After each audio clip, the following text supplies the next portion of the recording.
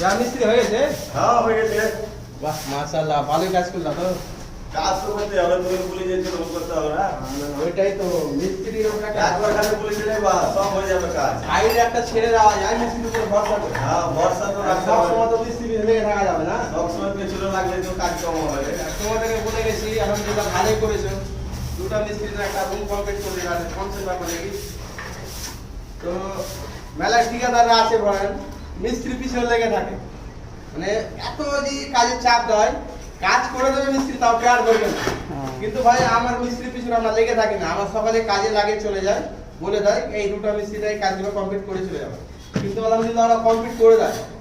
খ্যাচ খ্যাচ করলে খালি খ্যাচ খ্যাচ করা যাবে। মিস্ত্রির পিছনে ভাই লেগে থাকলে হবে না, সবসময় লেগে থাকবা তো ওই কাজ হবে না। তুমি মিস্ত্রিকে সকালে বলে চলে যাবা, ওরা কাজ করে দেবে। তখন ওরা কাজ করে দিয়েছে, এতগুলো কাজ করে দিয়েছে। মিনিমাম আমার এই কাজটা 60,000 টাকা কাজ হচ্ছে, ওদেরকে আমি কত দিব? 4,000 টাকা দিব, 3,000 টাকা আমার ফায়দা হবে। 3,000 টাকা যদি ফায়দা হলো তো খালি ফায়দা পকেটে বললে হবে না, মিস্ত্রির পিছনে দিতে হবে। আর যে যাবো ওদেরকে সন্ধ্যাবেলায় হোটেলে ভরবো, হোটেলের পিছনে সবার পিছনে 50-60 টাকা করে বিল করাবো। তো এইভাবে কাজ করাতে হবে।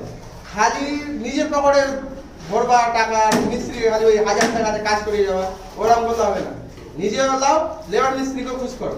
ঠিক আছে, ভিডিওটা ভালো লাগলে অন্যজনকে দেখার সুযোগ করে দাও। ঠিক আছে।